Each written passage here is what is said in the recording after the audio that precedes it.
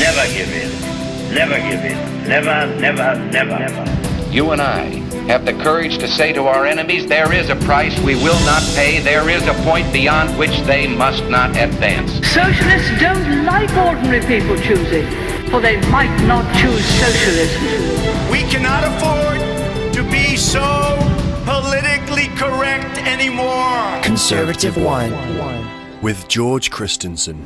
Well, g'day, I'm George Christensen, host of Conservative One, the podcast defending traditions and freedom. And we've got a great guest today. His name is Drew Pavlou. You might have heard of him. He's a human rights campaigner or activist, a university student at the University of Queensland, and he's recently been suspended after a long period of activism, protests and criticism of the Chinese Communist Party and its breaches of human rights. I bring you, ladies and gentlemen, Drew Pavlou. Drew, how are you going? Good, thank you. Thank you, George, for the introduction and having me on. Really, appreciate that you're one of the few MPs who have spoken about the issue. Unfortunately, many have been pretty silent. And that's hard because it's been a sort of very tough time going up against the university and these very powerful institutions and forces.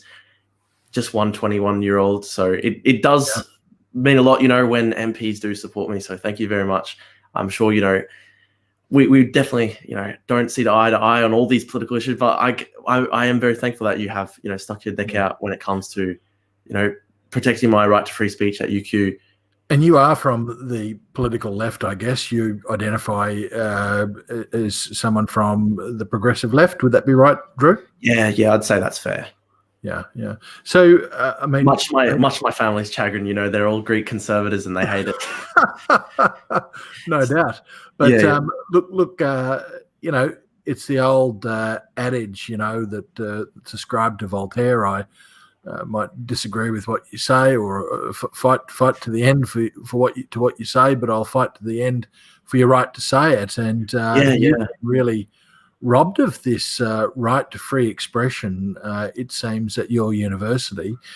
Can you tell us, you're making waves, making national headlines, the Australian 60 Minutes, on and on it goes, but give us the story in a nutshell up until right now.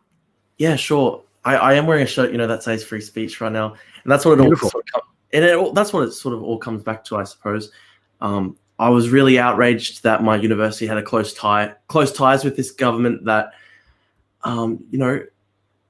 is probably going to be looked upon by history as one of the most evil regimes to ever exist. This is a government that has imprisoned more than 1 million Uyghur Muslims in concentration camps simply because of their religion. In these concentration camps, there is torture, there is rape. There have been active attempts by the Chinese government to suppress the birth rate among Uyghurs, which is, under the UN Convention on Genocide, an act of genocide, preventing births within a group. So this is a government that is actively, trying to eliminate an ethnic and religious group right now as we speak.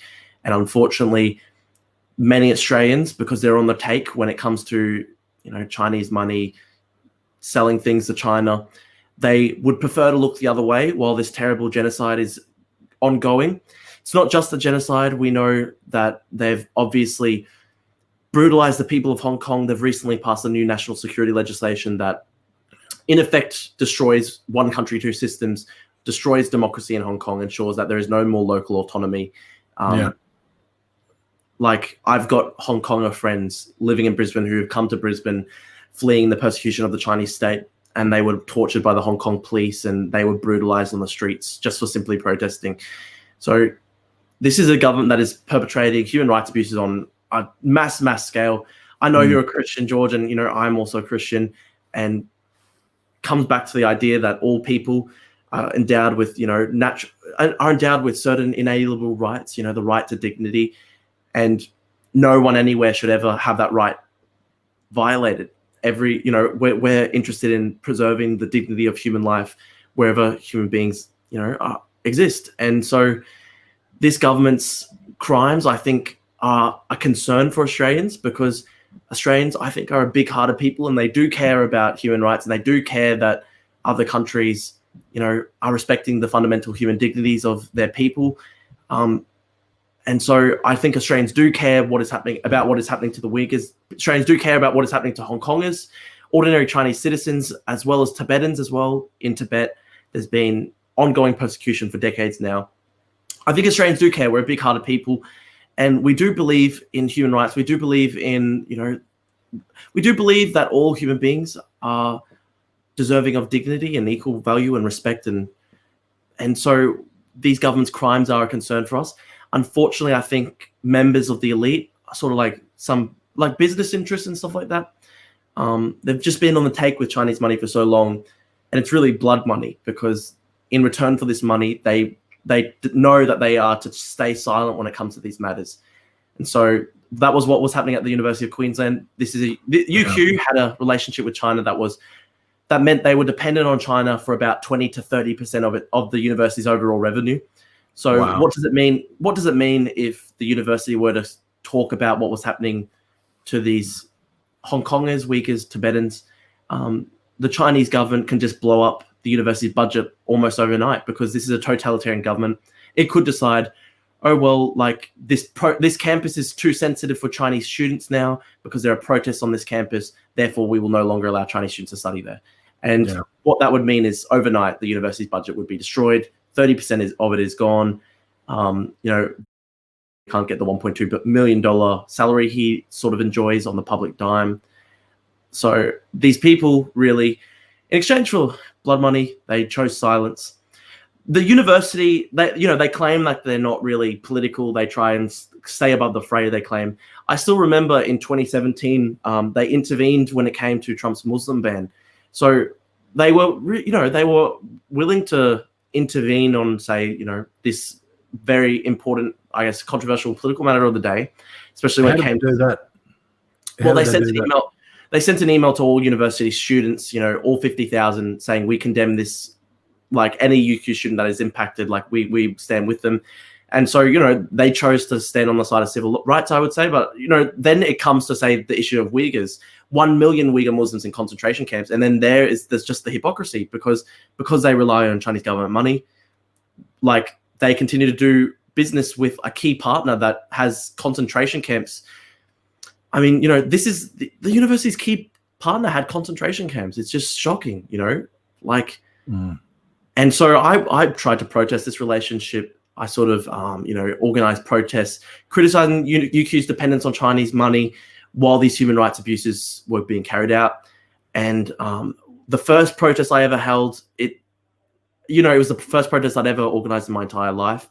I never really intended to go down sort of like this activist path. I was just really outraged at the time by what I was seeing on the TV when it came to Hong Kong, when it came to Uyghurs. So I tried to hold this one rally. And what happened, we had about 15, 20 students on our side, chanting in support of Hong Kong and Tibet and Uyghurs. And what happened, well, hundreds of supporters of the Chinese government, Chinese ultranationalists, kind of descended upon us. This is the one that turned violent. Yeah. July 24, 2019, so a year ago now. So basically what happened was, on an Australian campus, Australian students were assaulted by ultranationalists who were trying to silence criticism of the Chinese state. This is what was happening in Australia. And what did the government do? Didn't really intervene at the time. The state government didn't intervene, despite the fact that, the university is constituted under state legislation. And UQ never intervened. That's the crucial point. So they had it's now very infamous now that they had appointed Consul General Zhu Jie to an honorary adjunct professorship at the university. This is the Chinese government's Consul General in Queensland, the representative of the Chinese state in Queensland. They appointed him to an adjunct professorship. Now, does this man have an academic background? Does he have an intellectual background, a scholarly sort of history? No, we looked into it. He was, a state security official in China attached to the police. So this is just basically a Chinese Communist Party attaché in Queensland, very obviously like a party man. And he came out the day after the protest saying, we endorse the spontaneous patriotism of the Chinese students who, intervened, and we denounce the separatism of this protest. Now, this is important for two matters. One, by endorsing the patriotism of the Chinese students, which basically involved us getting assaulted, that was seemingly him inciting violence against Australian students. which is, a crime in this country. And then secondly, when he denounced me as a separatist and said this protest was a separatist rally or whatever, it doesn't sound, I guess, it doesn't sound crazy or terrible to our ears, I suppose, but in, I guess, the cultural context in which he was saying it, to be called a separatist in China, it's basically worse than, it's the worst crime imaginable, worse than murder. If you're convicted of separatism, you can be put to death. It's a capital offense, death penalty. And so when he said this was a separatist protest organized by separatist elements, we have argued in court that this was basically the Chinese government sort of issuing, in effect, a fatwa against an Australian student, basically giving the green light to any and all kinds of abuse that would be hurled in their direction. And so what happened after he did that, I had, so many death threats sent against me and my family, threats to rape my mother, threats to kill my family, torture me and kill me. This is all for just speaking out, criticizing human rights abuses and trying to promote democracy just on an Australian campus. I'm an Australian university student. I wanted to support democracy and human rights, and I was sort of viciously attacked. I was assaulted. I had death threats sent against me. Chinese government officials encouraged violence against me, and then the University of Queensland never tried to actually protect me. In fact, they actually went out after me. So very soon after that first protest, they, I guess, were trying to pressure the student union to try and stop me from having other rallies. They worked behind the scenes to try and shut down the rally. They threatened to disperse our next protests if we didn't, comply with their demands. And their demands were like that we hold it far from the center of campus, behind security fencing on a patch of grass no one would see us. They were basically like, unless you comply with this demand, we'll direct police to disperse you. So basically, UQ was saying, if you want to protest Hong Kong on campus, we'll get police to haul you away. And, we called their bluff, but obviously they continued the campaign against me. To sort of combat their campaign, trying to sort of target me, I ran for the University of Queensland Senate, and I was elected by students as their representative. This is the board that governs the university. It gives me an equal seat on the table with the vice-chancellor, the chancellor, and all the other people, So it's crazy sort of stuff, actually, just to butt in there. I mean, you're not just any old student. You're a student that's been elected by the student body to represent the students on basically the executive management board of the University of Queensland, which is called the Senate. Yeah, exactly. So for someone of your status to be suspended, this is big stuff. Yeah, well, that's exactly why I think they did suspend me and they targeted me, because they didn't like that I was on the UQ Senate. This is the board that governs the university. So you also suspended from the Senate? My lawyers have written legal advice saying that there is no legal way for them to remove me from the Senate, because elections to the Senate occur under the University of Queensland Senate Act, which is an act of state parliament. And so UQ would seemingly be in breach of state law if they were to try and remove me at this point. So I'm still not sure. They haven't actually given me any information or anything like that. Okay.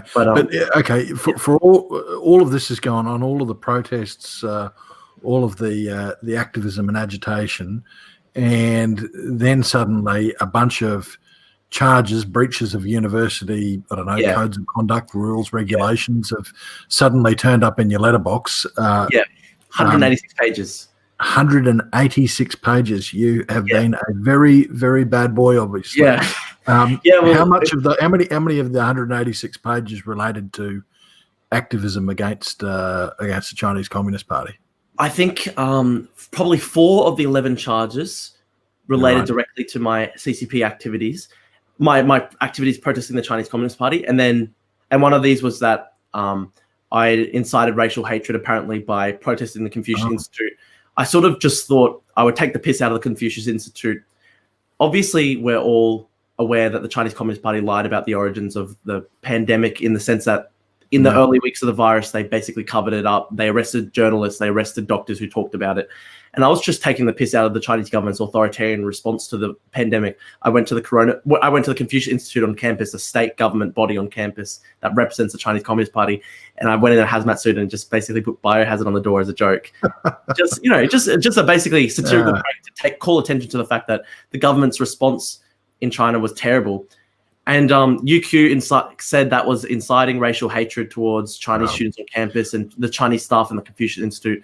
They said I was trying to like incite a racial riot or something like that. All this for just absolutely ridiculous, because you know as well as I do that the biggest victims of the Chinese Communist Party are the Chinese people themselves. Chinese ethnic people in Hong Kong, Chinese Uyghurs, the Chinese people in Taiwan are threatened by them all the time. Well, they would consider themselves Taiwanese, but they're of Chinese ethnicity. So Chinese Christians, Chinese democracy protesters, the list of Chinese victims of the Chinese Communist Party goes on and on and on. Yeah, it's not about ethnicity whatsoever. It's about the Chinese government's policies and how the policies harm the Chinese people. I always try and make a distinction in my activism. You know, unfortunately, people always try and like hurl the racist label as a term of abuse to try and shut down, I guess, criticism of the Chinese Communist Party, because I guess that is something that the Chinese government uses to its own propaganda advantage, trying to shut down all sort of legitimate criticism of the Chinese government's policies as sort of an attack on the Chinese people. It always wants to try and conflate the party and the people.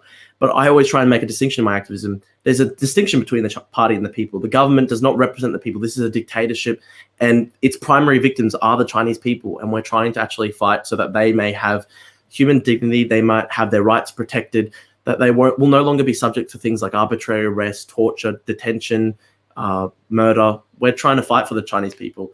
And so it's a term that's used to try and shut down criticism of the Chinese government. So you get this book, a veritable book of charges against you.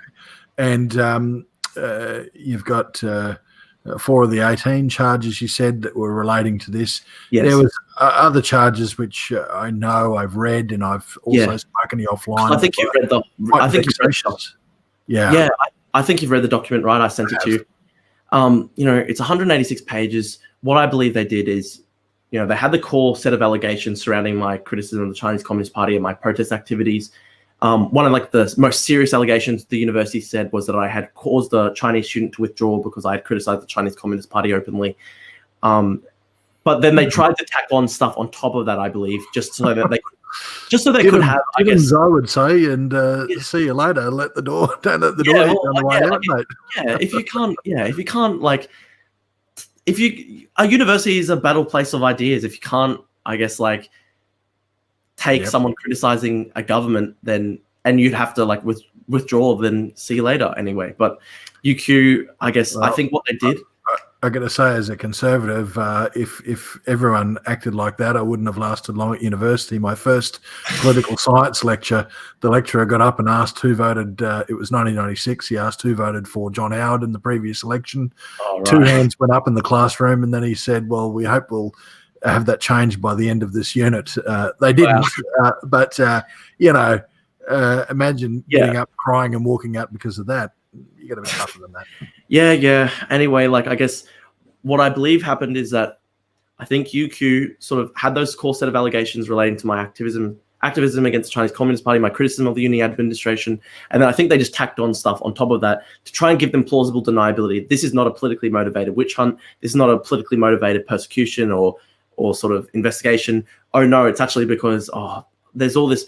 Drew used the C word online in a biff with another student. Oh no, like, you know, Drew swore at someone.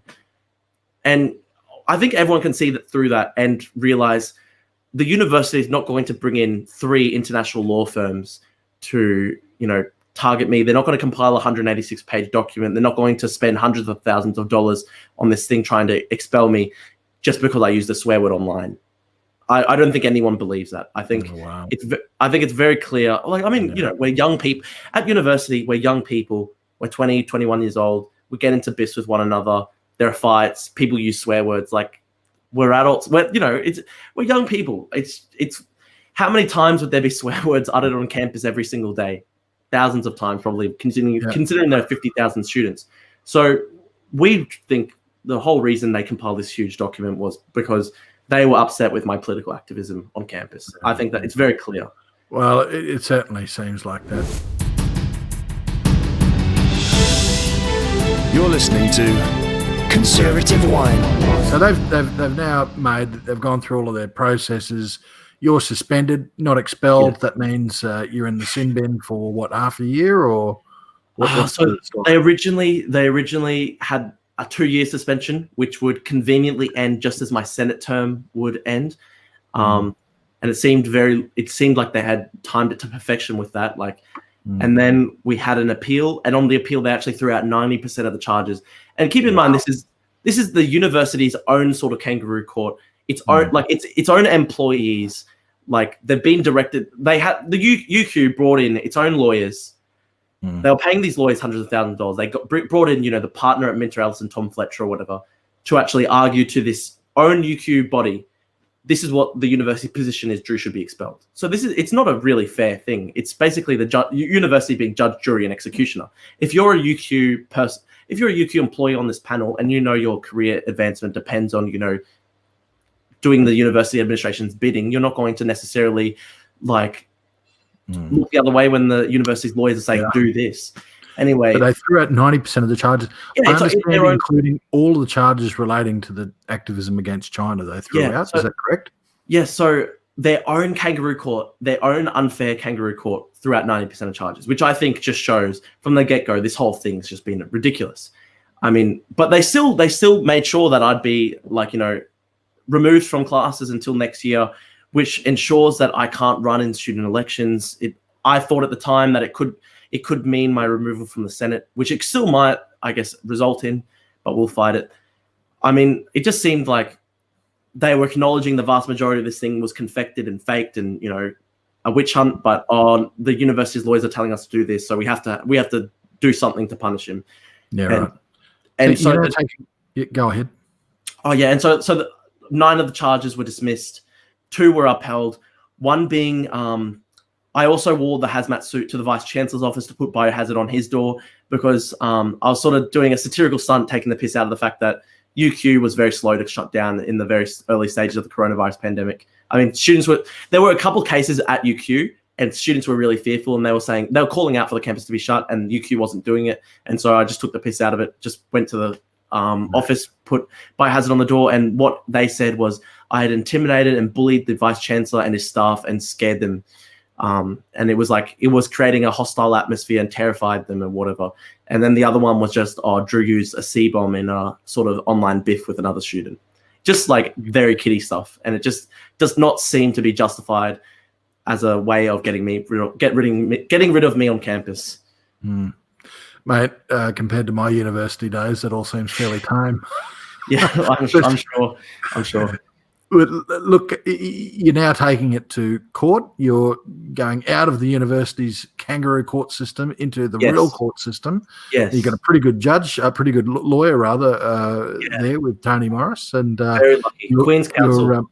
He's top notch, and he's had a great degree of success in the past defending university students and others who've had their free speech and rights eroded. So, you're taking it to the Supreme Court, is that right? We are taking it to the Supreme Court. I think there will probably be some sort of preliminary date or hearing this month in August coming up, and I think we'll hopefully have a date set for the real hearing soon. So I'm looking forward to actually being before a real justice system, a real court. Yeah. I think a real judge will look at this and just laugh them out of the room. Yeah. Which is why we've gone to the Supreme Court and we're suing them for damages because, this is a university that really only cares about the hip pocket. So the only way to hold them accountable for what they've done is to try and, target them for expenses and damages. And also on top of the Supreme Court, where there's also been the development with Bob Katter calling for the inquiry in Parliament. Well, today I have, this week actually, I've actually announced that I'm co-sponsoring that by seconding that particular motion that Bob Katter is taking before the Parliament. Thank you, Jordan. I appreciate it. You don't need to thank me because we should all be supporting that. It's above party politics, and we need to ensure that if there is foreign interference in our universities, that it's not undue and it's not infringing on the national interest and the rights of students to speak up. And I got to say that while I'm calling for a parliamentary inquiry with him, and I think that the committee that we're asking, which is Andrew Hastie's Joint Parliamentary Committee in Security and Intelligence is probably the right one, because Andrew will be all over this like a bad rash. The reality is I probably don't need a parliamentary inquiry to tell me that these Confucius Institutes should be shut down. They are propaganda units of the Chinese Communist Party, spreading massive disinformation and, as I said, propaganda on issues like the Uyghurs, on issues like Hong Kong, issues like Taiwan, issues on the Chinese persecution of Christians, Falun Dafa or Falun Gong practitioners, Tibetans, you name it. It's just spreading the China line. There's nothing Confucius about it, actually. It should just be called the Communist Institute. That's all it is. Well, yeah. I mean, you look at these institutes. At UQ, there was a case, I think it was 2018, where the director of the Confucius Institute at UQ pressured UQ to cut ties with the Taiwanese Film Festival. And we have seen there are Confucius Institute courses at UQ that have been funded by the Confucius Institute, meaning they've been funded by the Chinese government. And when they discuss things like the roundup of 1 million Uyghurs in concentration camps, they discuss it in the context of, but Uyghurs are sort of overrepresented in terrorist statistics. They're all terrorists, which is of course the Chinese government's exact propaganda line. And they even do that with Hong Kongers. So when they discuss the Hong Kong protests, they say they actually have an explicit question. They ask the students, are the Hong Kong protests terrorism? I mean, it seems that this course, I think it's called Understanding China, it's Econ 3820. It's funded by the Chinese government, and it's seemingly, I guess, adopting all the Chinese government's propaganda lines when it comes to these terrible atrocities. I mean, left or right, whatever party you identify with in Australia, left or right, does anyone really think it's acceptable for an Australian university to be teaching that it's possibly justified to round up 1 million Uyghurs in concentration camps because they're overrepresented in terror statistics or whatever? That's a Chinese government propaganda line. Drew, could I just get partisan in terms of left and right for a second, though? Just to say that, if someone from the right in politics in Australia comes out and says, look, we think there's a problem within Islam, it should reform itself, the left and the media go Burko. It's cries of racism and Islamophobia and all the rest of it. But here you have a foreign-funded institute on a university campus that actually is saying worse than that. It's saying that the Muslim Uyghurs basically are terrorists, and that's why we're taking action against them, because a lot of them are terrorists. It's like why are there no voices? I mean, yours accepted, but why are there no voices from the left screaming about this, saying that these outfits should be shut down? Why is there seemingly silence from the left on this matter?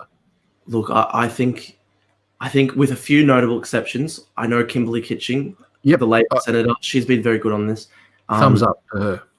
And I know, I guess the Greens and Labor do have sort of like an official policy sort of, opposing these things, which is, of course, like what is expected.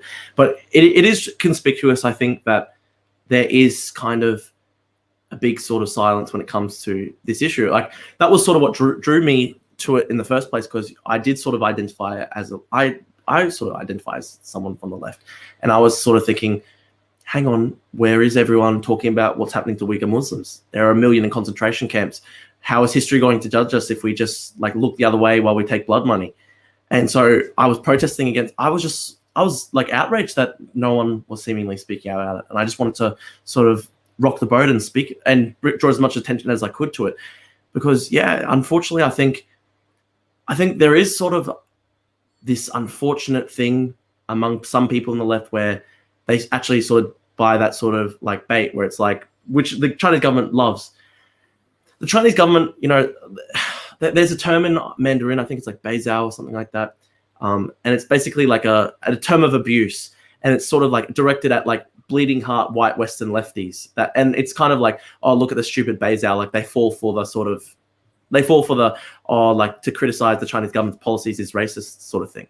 This is useful idiots, basically. That's the useful idiots. The Chinese government looks at people who think who make those kinds of arguments, and they're laughing at them because like this is really basically fascist Nazi type government, largest internment of people based on their ethnic or religious status since the Holocaust.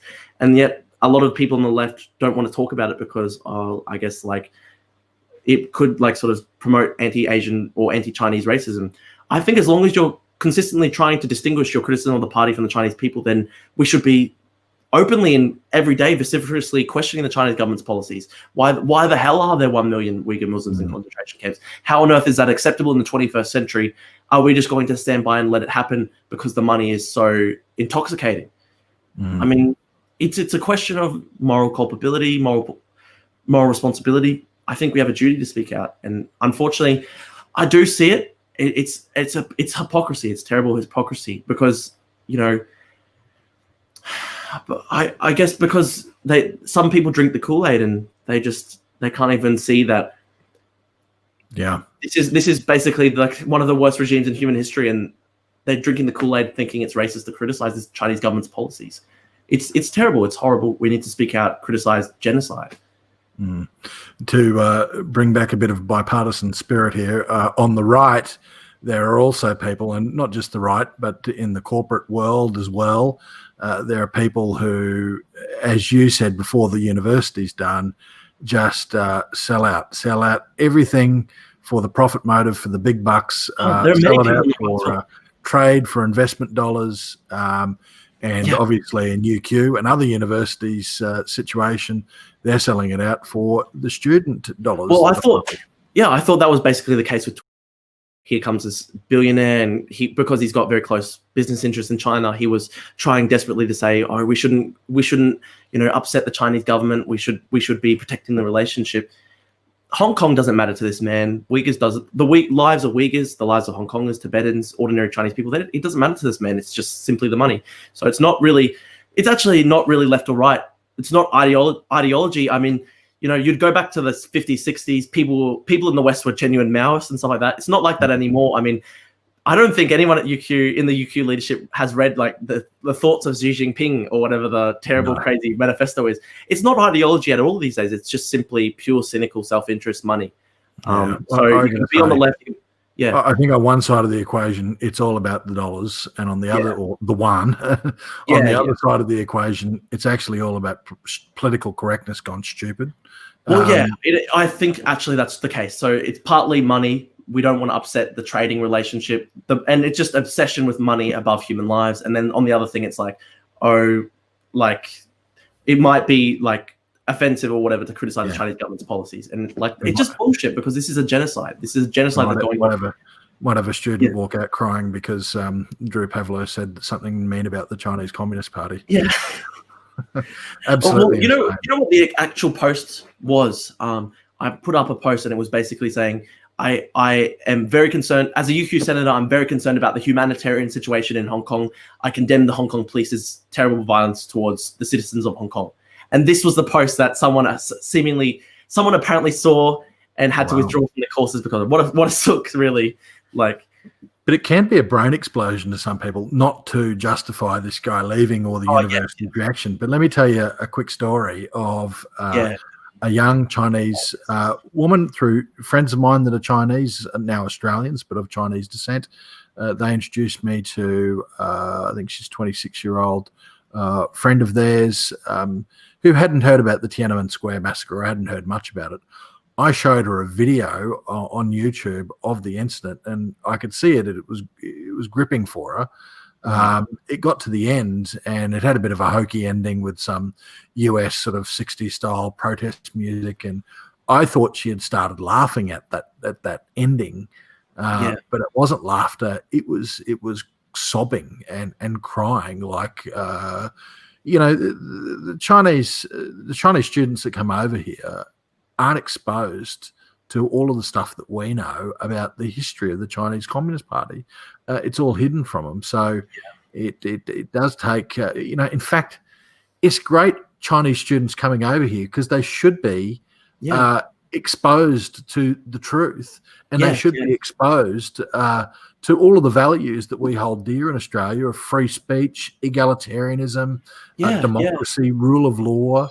And imagine if we could educate those people here, send them back to China, inculcated with these values, which really are values that are universal and that are pro-human. They're pro-humanity and pro-human rights. We could change China, but instead we kowtow to the Chinese Communist Party and just don't do anything to upset them.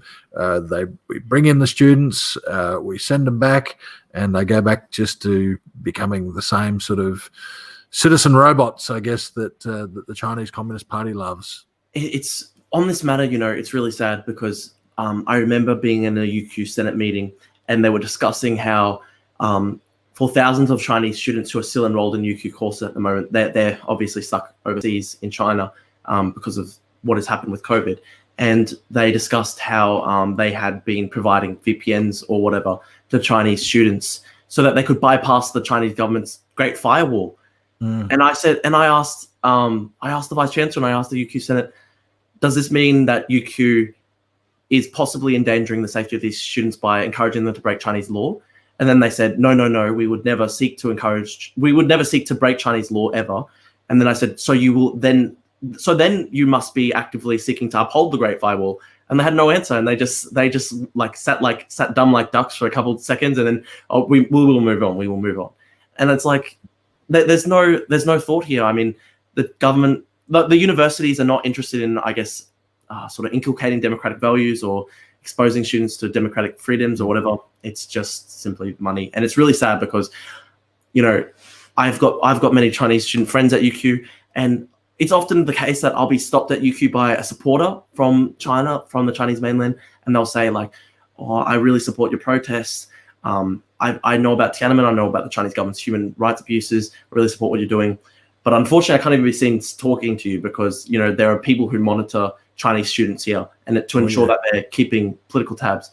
There are these Chinese student scholar associations, and they boast on their own websites that they're registered with Chinese consulates, and these Chinese student scholar associations are basically run to keep political tabs on all Chinese students, and it's so horrible because it stops them from being able to speak freely. I've got Chinese friends who've been like, I love what you're doing, but I can't even be seen talking to you on campus because there are people from the CSSA who watch, and it's horrible because we want Chinese students to come here and be able to speak out freely. They should be entitled to the same protections of free speech as all Australians are. I mean, if they're here in Australia, we want them to have access to free speech. It's often hurled at me as a term of abuse. Oh, you want Chinese students not to come to UQ? It's not true. I really welcome Chinese students. I want Chinese students on campus so that we can speak freely and we can discuss these matters and we can chat and build these sort of inter-community and intercultural links. I think we don't want the CCP on campus. That's the point. We just don't want Chinese government officials to be able to monitor students and stop them from speaking out freely. It's their own rights are being violated in Australia. Mm-hmm. Well, Drew, I think that what you're doing is very, very brave, taking on an institution like this. And, I know you before, you said it'd be great to have them inculcating the values of democracy into students, but they can't even uphold it themselves. So I don't know that they're going to be inculcating those values when they're stifling your free speech and your right to protest. Mate, more power to you. I really wish you success in your legal case. And one thing's for certain, we need to shake up the universities in terms of the academic freedom that they seem to be stifling on campuses, not just at UQ, but right around the country. I agree. Thank you for your support. And exactly, we just want to be able to protect free speech on campus and allow students to speak freely on these sensitive matters without fear of payback. Yeah. Thanks very much for joining me, Drew. Thanks, George, for having me. Thank you. We will decide who comes to this country and the circumstances in which they come. We'll preserve for our children this, the last best hope of man on earth, or we'll sentence them to take the last step into 1,000 years of darkness. You've been listening to the Conservative One podcast with George Christensen.